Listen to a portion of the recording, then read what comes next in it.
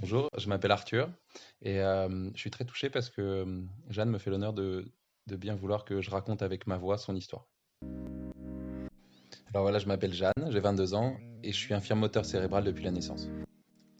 Je peux pas parler, je peux pas marcher, mais ma tête, elle fonctionne très bien pour penser comme n'importe quel individu. Pourtant, le manque de la parole m'a pénalisé pendant de nombreuses années, que ce soit dans le système scolaire comme dans le monde médical. À l'âge de 13 ans, je me suis fait opérer d'une luxation de hanche. Et c'est cette histoire que j'aimerais vous raconter dans les prochaines semaines. Je vous donne rendez-vous la semaine prochaine pour le second épisode. D'ici là, bonne écoute.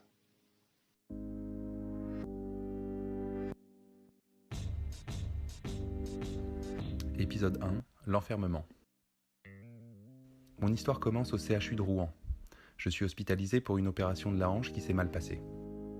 Dans mon plâtre, il n'y a pas d'ouverture, on ne voit que mes orteils.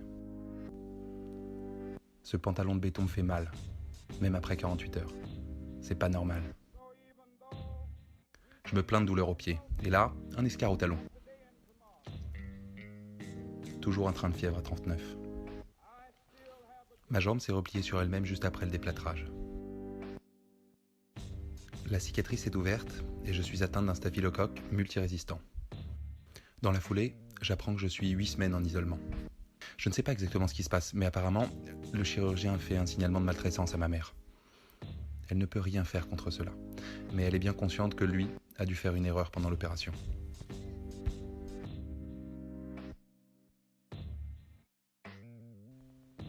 Il lui reproche de m'avoir transmis la bactérie, comme si elle avait le pouvoir de me le donner. Le jour du signalement, ma mère veut me transférer au CHU de Caen pour avoir un autre avis d'un chirurgien pédiatrique. Mais elle ne peut pas. 2 agents de sécurité sont à la porte de ma chambre et elle doit partir sans même pouvoir me dire au revoir. Plus tard, on me dit que ma mère a fait une grosse bêtise. Parole de psy. Je me mets à tout imaginer, jusqu'à partir en famille d'accueil. Mais ma mère, moi je l'aime, elle s'est toujours occupée de moi. Enfin, pourquoi se taper un putain de signalement sur le dos ? Les nombreuses semaines en isolement me paraissent très longues, sans jamais pouvoir sortir de ma chambre. Je me sens comme dans une prison. Je reste allongé toute la journée, en observant la vie active se faire dans les couloirs. Pour me rendre visite, il faut porter une blouse, des gants, un masque.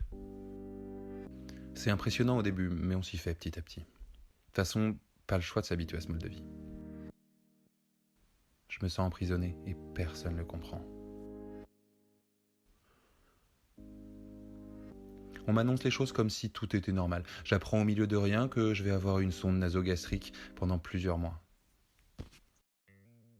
Une autre fois, peu après mon déplâtrage, une interne m'annonce que je vais partir. Le manoir d'Aprigny, un centre de rééducation. Je suis déjà allé là-bas quand j'étais petite. Et j'en garde pas un très bon souvenir. Je faisais pas grand-chose. J'étais juste verticalisé dans une coquille sanglée pendant des heures entières. Et on me collait à la sieste alors que moi, j'avais juste envie de galoper dans mon déambulateur. J'avais 3 ans à l'époque, mais rapidement, je vais me rendre compte que les choses n'avaient pas vraiment changé.